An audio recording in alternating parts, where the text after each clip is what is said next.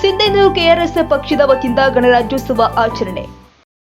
बोलो भारत माता की जय, बोलो भारत माता की जय, महात्मा गांधी जी की जय, महात्मा गांधी जी की जय. ಸಿಂಧನೂರಿನ ಕೆಆರ್ಎಸ್ ಪಕ್ಷದ ಕಚೇರಿಯಲ್ಲಿ 75ನೇ ಗಣರಾಜ್ಯೋತ್ಸವ ಆಚರಣೆ ಕಾರ್ಯಕ್ರಮವನ್ನು ನೆರವೇರಿಸಲಾಗಿದೆ.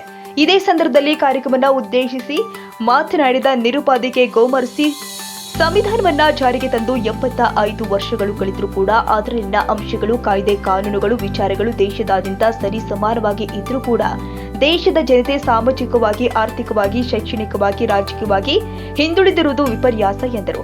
Doctor B R. ಅಂಬೇಡ್ಕರ್ ಅವರ ಆದರ್ಶದ ಭಾರತದ ಕಲ್ಪನೆ, ಸಂವಿಧಾನದ ಗುರಿ ಉದ್ದೇಶವನ್ನ ಪ್ರತಿಯೊಬ್ಬರು ಕೂಡ ಪಾಲಿಸಿ ಮತ್ತು ಸಂವಿಧಾನದ ಪುಸ್ತಕ ಓದುವ ಅಭ್ಯಾಸ ಮಾಡಬೇಕು ಅಂದಾಗ ಮಾತ್ರ ಎಲ್ಲರೂ ಕೂಡ ಪ್ರಗತಿ ಸಾಧಿಸಲು ಸಾಧ್ಯ ಎಂದರು.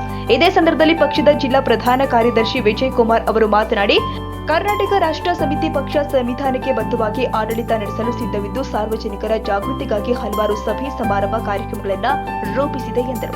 ಕಾರ್ಯಕ್ರಮದಲ್ಲಿ ಪಕ್ಷದ ಜಿಲ್ಲಾ ಕಾರ್ಯದರ್ಶಿ ಗಂಗಾ ಕೆ ಮಸ್ಕಿ, ಜಿಲ್ಲಾ ಯುವ ಘಟಕದ ಪ್ರಧಾನ ಕಾರ್ಯದರ್ಶಿ ಅಯ್ಯಪ್ಪ ಮೇಟಿ, ಸಿಂಧನೂರು ತಾಲೂಕು ಅಧ್ಯಕ್ಷ ಶರಣಪ್ಪ ಹೋಗಾರ್ ಸೇರಿದಂತೆ ಮತ್ತಿತರರು ಭಾಗಿಯಾಗಿದ್ದರು.